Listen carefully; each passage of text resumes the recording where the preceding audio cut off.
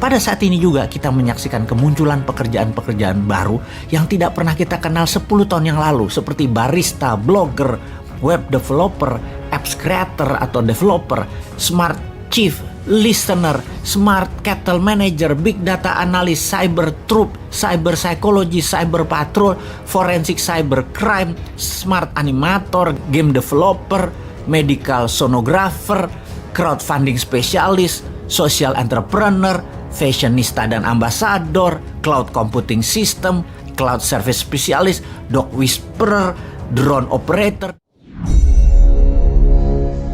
Mas, kita harus merubah lembaga pendidikan dengan ditambah ilmunya menjadi ada pelatihannya, ada workshopnya, dan ada pengkajiannya. Hingga produk akhir adalah knowledge. Bukan hanya sekolahan, bahkan Lemhanas harus menjadi lembaga seperti ini. Demikian pesan singkat di HP dari seorang pensiunan bintang 2 yang juga memiliki pengalaman di 3 negara sebagai atase pertahanan dan dubes di Tiongkok, Amerika, dan Inggris. Dia sangat ingin membuat lembaga think tank semacam Brookings Institute, Hudson Institute, Peter Peterson, Presiden Club, Noble House-nya Hong Kong, atau The Pyramids-nya Lee Kuan Yew. Dia tidak ingin menjabat, namun dia sadar bahwa Indonesia perlu memiliki lembaga kajian tingkat dunia. Di Indonesia ini kurang lembaga knowledge, karena knowledge itu hanya dipahami sebagai ilmu di sekolah. Benar, sekolah itu knowledge. Padahal bukan, pelajaran di sekolah bukan knowledge. Pelajaran di sekolah hafalan ilmu itu namanya masih data. Data digerakkan dengan pelatihan dan keterampilan berubah jadi informasi. Informasi itu juga masih belum knowledge. Informasi distrategikan dengan tindakan solutif yang baru, itu baru namanya knowledge. Sekolah itu data, sosmed itu data, berita itu data. Data diolah dengan keterampilan jadi informasi, informasi dikaji jadi knowledge. Jadi yang terjadi di dalam sistem edukasi di Indonesia adalah, kalau mau disederhanakan, sekolah itu sejak TK 2 tahun, SD 6 tahun, SMP 3 tahun, SMA 3 tahun ditambah kuliah deh 5 tahun, 19 tahun sekolah. Ada berapa yang mempraktekkan membuang sampah di tempatnya, mengerti, tahu yang namanya ngantri, mengetahui bahwa sampah plastik merusak lingkungan dan tidak memakai plastik, menyadari bahwa karbon merusak lingkungan sehingga dia memutuskan tidak pakai bahan bakar minyak untuk mobil mereka, tetapi naik sepeda, jalan kaki, menanam pohon, dan lain sebagainya. Tidak akan jadi skill karena mereka tidak dilatih. Karena sekolah selama 19 tahun anak Indonesia hanya dicekoki data, tidak akan jadi gerak mereka itu. Gak mudah memang, gak gampang memang, dan hampir tidak mungkin dengan pola pikir anak bangsa Indonesia saat ini. Indonesia akan menjadi negara superpower di tahun 2045 kalau tidak diubah pola pikirnya menjadi orang yang memiliki keterampilan dan kemampuan mengkaji. Karena sekolah selama ini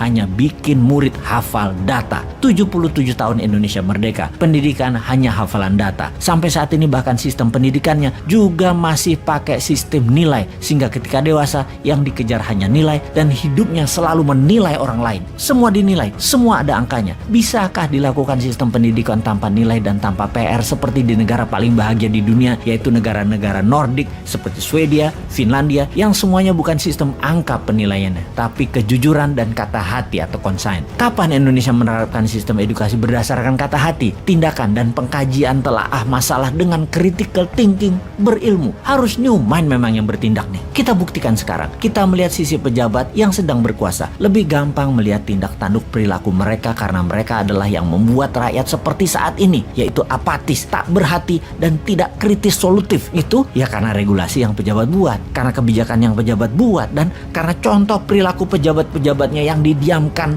walau menyalahgunakan jabatan. Seharusnya dalam manusia yang berkesadaran tinggi, kalau salah ya minta maaf atau mundur. Budaya malu tidak ada saat ini, sehingga tidak pernah ada pejabat yang berkuasa minta maaf walaupun salah telak-telak. Di sisi lain, kaum oposisi deh, kalau mengkritik tidak memberi solusi, kalau beda pendapat baperan, mendendam dengan akan membalas nanti ketika berkuasa. Keluhuran budi seperti saat ini mungkin terendah dalam peradaban berbangsa di Indonesia sekarang ini. Keinginan berkuasa dan menumpuk harta masih ada dan tidak berubah selama lebih dari 400 tahun, walau harus melacur diri, menjual harga diri demi harta dan tahta. Belanda dulu tuh ya berkuasa lama karena inlander berkhianat melayani yang punya kuasa dan yang punya harta, dan kali itu penguasanya adalah penjajah Belanda. Lama inlander pejabat ini yang menekan rakyat sesungguhnya. Sungguh, bukan Belanda yang menekan rakyat. Orang Belanda mah sedikit di tanah air kita. Yang banyak para abdi dalam, penjajah, penjilat yang diberi jabatan, yang memeras rakyatnya sendiri untuk kepentingan Belanda. Sungguh, yang menekan rakyatnya ya pejabat putra bangsa yang tidak nasionalis, yang menjadi babu Belanda, yang membodohi rakyat selama ratusan tahun. Lalu, zaman setelah kemerdekaan, negara asing masih bercokol, namun kemasannya berbeda. Atas nama HAM, atas nama demokrasi, atas nama keuangan dunia, Amerika itu mencengkram Indonesia dan pejabatnya zaman Soeharto hingga zaman SBY seakan menjadi agennya Amerika. Lalu saat ini pejabatnya miring ke Tiongkok dan menjadi agen kemakmuran dan pelaksana kendali negara Tiongkok. Ada yang memungkiri hal ini saat ini? Masih tidak melihat kita dikangkangi penjajah yang dikemas berbeda, namun intinya sama. Indonesia tidak berdaulat dengan menggunakan kaki tangan putra bangsa yang gila harta untuk memeras dan menjajah bangsanya sendiri. Mau dikaji lebih dalam hal ini ya? Oke, siapa individu yang mumpuni untuk mengkaji hal ini? Mana kelompok yang mumpuni untuk mengkaji hal ini? Mana lembaga yang mengkaji hal ini? National Council di Indonesia itu tidak ada. Manusia kritis bersolusi di Indonesia itu dibungkam. Ya sudah, Anda dimanapun sahabat, sekarang yang mengkajinya. Ini semua demi Indonesia baru, demi New Mind.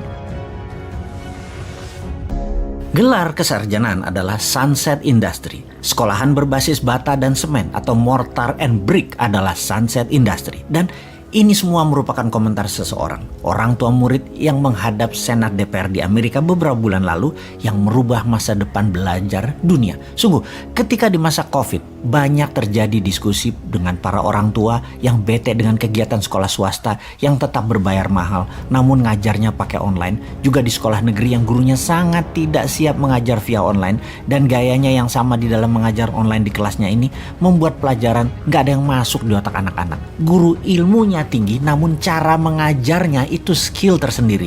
Karena faktor akademis yang ditekankan, maka ilmulah yang ditekankan. Padahal dalam dunia mengajar ada hal yang tidak kalah penting, yaitu cara mengajar dan ilmu yang sesuai dengan dunia nyata yang terupdate pada saat ini. Subjek kali ini adalah masa depan anak dengan pendidikan yang sesuai dengan kebutuhan pasar serta minat bakat. Saya teringat ketika ada video tentang orang tua murid yang mengajukan review pendidikan di Amerika ke DPR-nya Amerika beberapa bulan yang lalu, yang menurutnya terjadi pergeseran cara karena efek pandemi dan digitalisasi membuat pelajaran sulit diterima buat anak-anak. Dia di depan para anggota DPR itu berkata, "Sebutkan siapa presiden Amerika yang ke-16.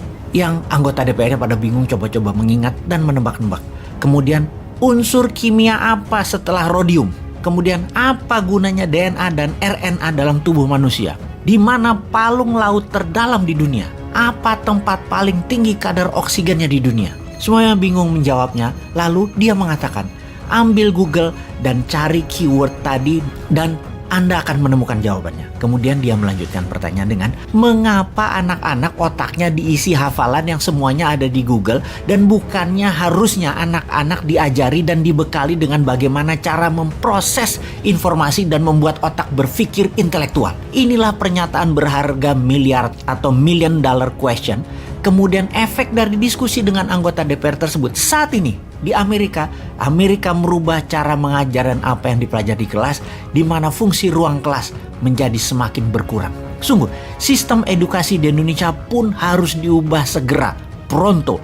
Dunia hafalan dihilangkan, dunia keterampilan ditingkatkan, buang sistem nilai dan ujian, ganti dengan sistem kompetisi kekaryaan, kompetisi olahraga, kompetisi sains, budaya, seni, art, dan lain sebagainya. Sekolah hanya sampai kelas 10 aja dan hanya sampai kelas 1 SMA. Sungguh, sekolah itu dibagi dua. 1 sampai 6 itu sekolah dasar, kelas 7 sampai 10 itu menengah. Lalu 1 tahun wajib militer tinggal di barak. Lalu kuliah adalah sekolah tinggi. Dan fokusnya bukan degree tapi keterampilan. Sekolah kelas 1 sampai 10 adopsi homeschooling dikombinasi dengan sistem sekolahan konvensional plus buang sistem nilai, ganti sistem kompetensi dan kompetisi. Sekolah hanya dari jam 8 sampai jam 12 untuk anak kelas 1 sampai kelas 3.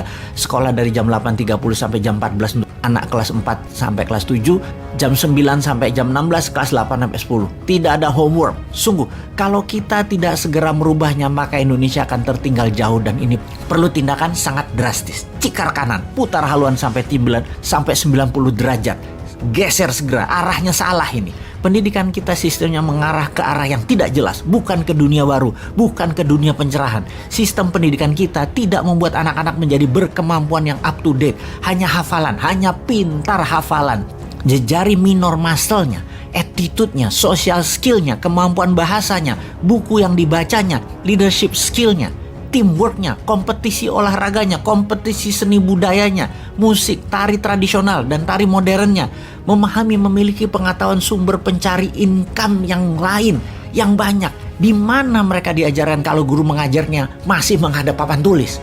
Sungguh, kita melihat kenyataan ke depan sekarang. Pendidikan berbasis game ala The Sims, Roblox akan menggantikan tugas guru. Diramalkan profesi dosen dan guru akan hilang karena kampus dan sekolah akan merubah menjadi semacam I.O. yang mengorganisir kegiatan aktivitas harian anak dengan keterampilan masak, pertukangan, main saham, main kripto. Lalu dunia kampus perkuliahan langsung diajari oleh ilmuwan-ilmuwan kelas dunia dari ruang masing-masing, di rumah masing-masing, di kelasnya guru besar tersebut. Sebuah realita di dunia pekerjaan saat ini yang sama sekali tidak akan ada sambungannya dengan apa yang anak-anak kita pelajari saat ini di sekolah dan di kampus. Itu adalah realita dan itu adalah keluhan dari banyak pengusaha. Dan pada saat ini juga kita menyaksikan kemunculan pekerjaan-pekerjaan baru yang tidak pernah kita kenal 10 tahun yang lalu, seperti barista, blogger, web developer, apps creator atau developer, smart chief listener, smart cattle manager, big data analyst, cyber troop, cyber psychology, cyber patrol, forensic cyber crime, smart animator, game developer, medical sonographer, crowdfunding specialist, social entrepreneur, fashionista dan ambassador, cloud computing system, cloud service specialist, dog whisperer, drone operator, dan lain sebagainya. Kita juga mendapat fakta ribuan cabang bank di seluruh dunia sudah ditutup dan ribuan lagi akan ditutup. Di bank, tawaran untuk pensiun dini bagi sebagian besar karyawannya, mulai dari teller sampai office credit, sudah mulai terjadi saat ini. Dipastikan 5 tahun dari sekarang cabang bank tinggal 20% di seluruh dunia dibandingkan 10 tahun yang lalu. Kelak, bila blockchain revolution sudah menjadi kenyataan diterima cepat di Indonesia, maka bukan hanya mesin ATM yang menjadi besi tua, melainkan juga mesin-mesin edisi. Itu tentunya akan merambah panjang daftar pekerjaan-pekerjaan lama yang hilang.